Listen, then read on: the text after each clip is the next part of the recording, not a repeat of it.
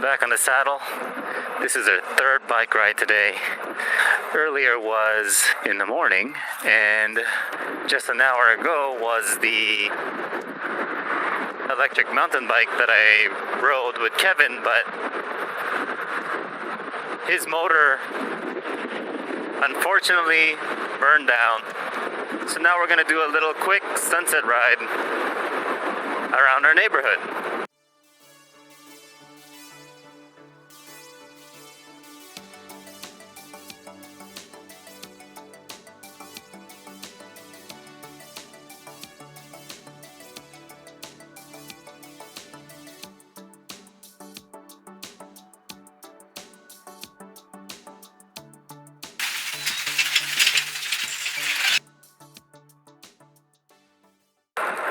We're obviously on our stealthbomber bike here. I did some fine tuning with the brakes in the rear.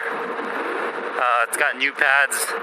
I'm just kind of like doing some adjustments with leading the brakes, and also adjusting the calipers and stuff like that. You might hear a little bit of noise. But yeah, so far I've gotten 52 miles per hour on this bike. I checked the diameter settings. It's currently set at 24 inches, but it is on a 19-inch wheel.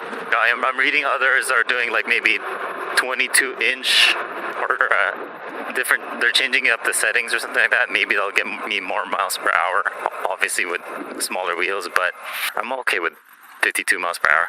Maybe that's what this video will be about today. I'm gonna just do a GPS top speed. I don't have a phone mount yet, so I'm just gonna put it in my pocket and see how kind of fast we go.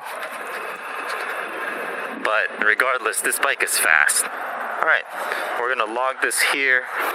We'll check in a moment what it would log as top speed. And if it's close to 52 miles per hour, then I'm A-okay with that. As I mentioned earlier, this is like becoming my real favorite bike. It's like a surron, but with onyx speeds, if not faster. I really feel like this gets up to 40 like quick.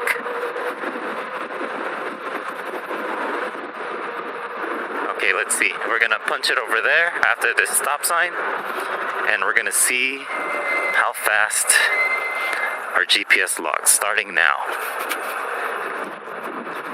Full throttle, let's roll. And I'm easing into it because this is 40 miles per hour or 45. It's fast. Before I can even speak, it's already at 50 miles per hour.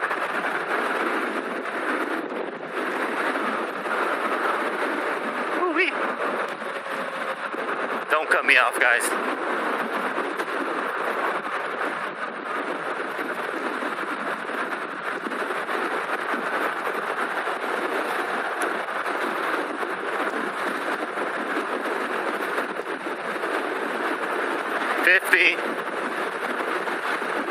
So choppy. 51.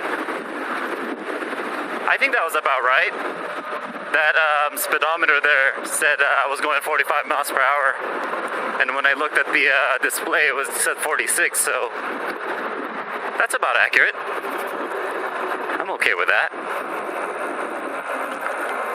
And again, my rear brakes are rubbing, so like I feel like I would have gotten maybe 53 miles per hour.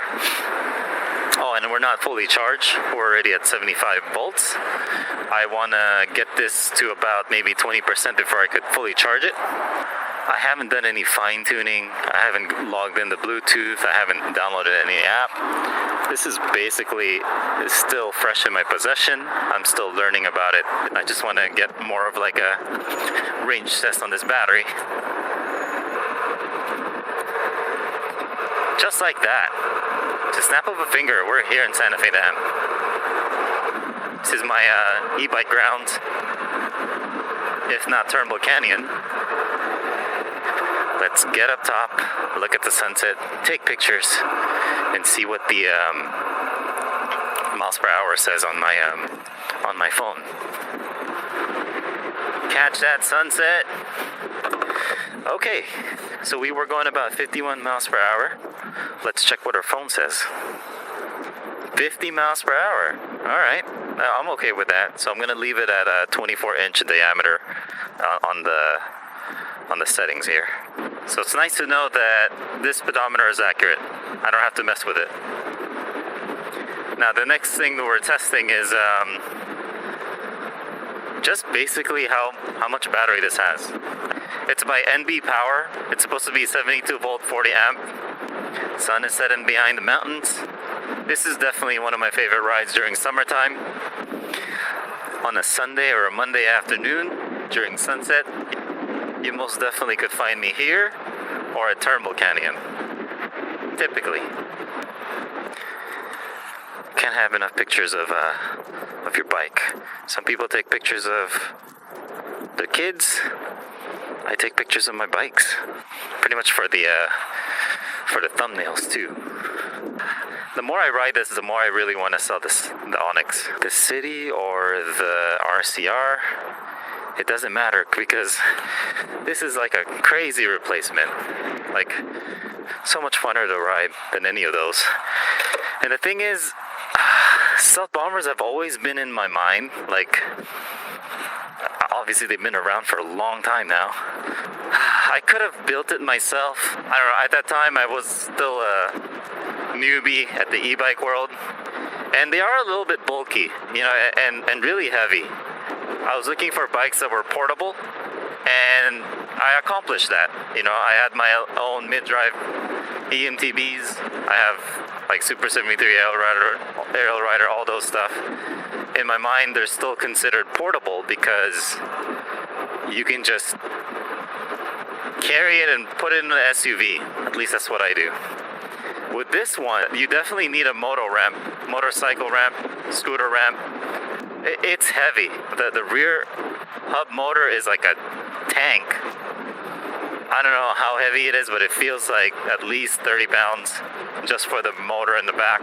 The battery is probably at least 25 pounds, so that's 55 pounds already. And the frame itself is heavy. So like, you know, if you're looking for a bike to just take in different places, like take it in your car and transport it, I don't recommend this build. This is why it's taken me a while to finally obtain one. Well, I'm thankful that I was able to obtain one. This is definitely like my strongest bike in the collection, and I'm just happy that it's squishy, it's agile. It's not like stupid heavy like the Zion bike, e-bike.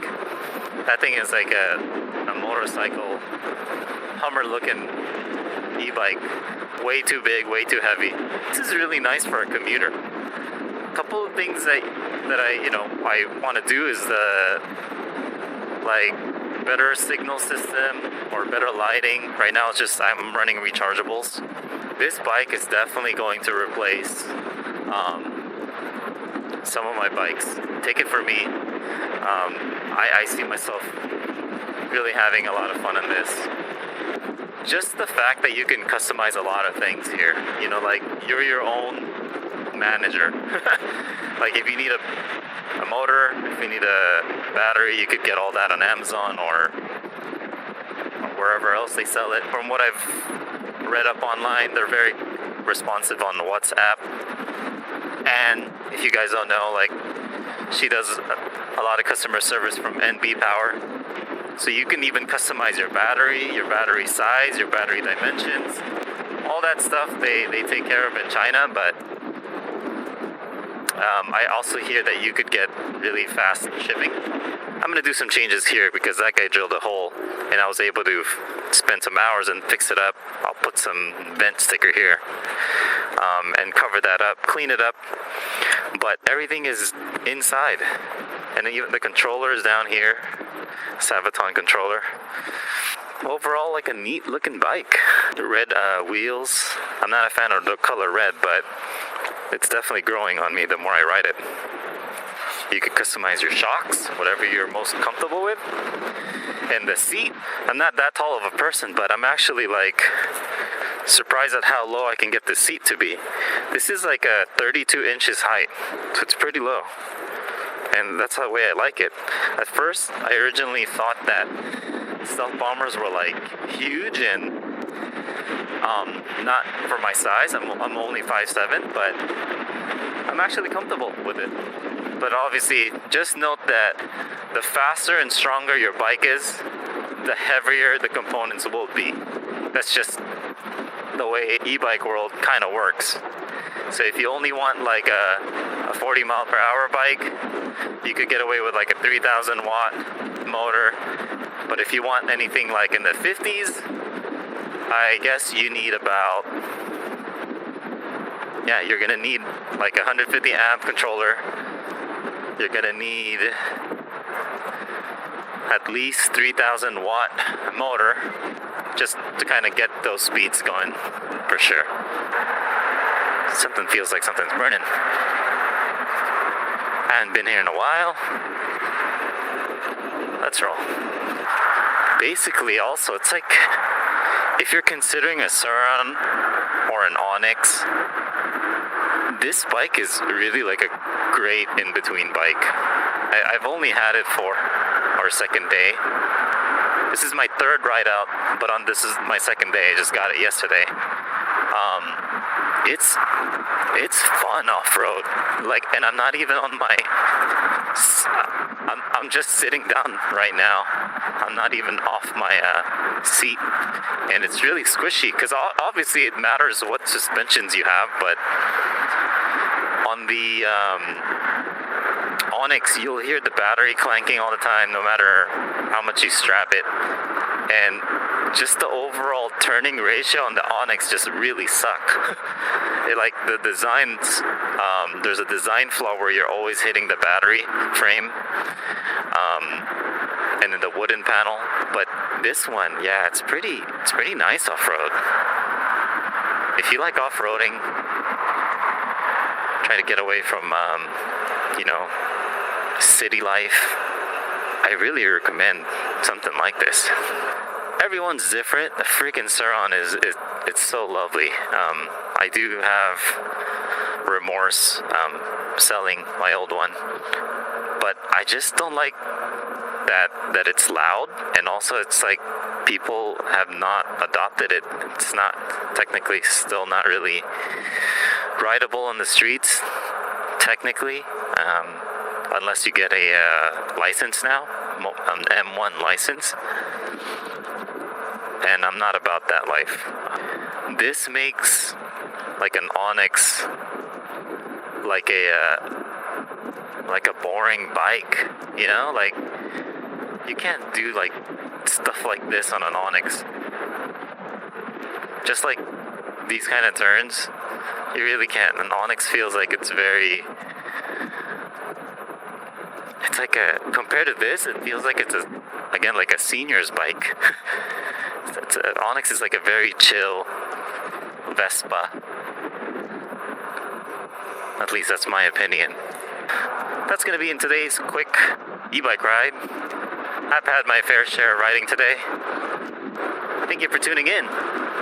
Like and subscribe for more e-bike adventures. Check out the useful links in the description below for discounts on your arielrider, Super73,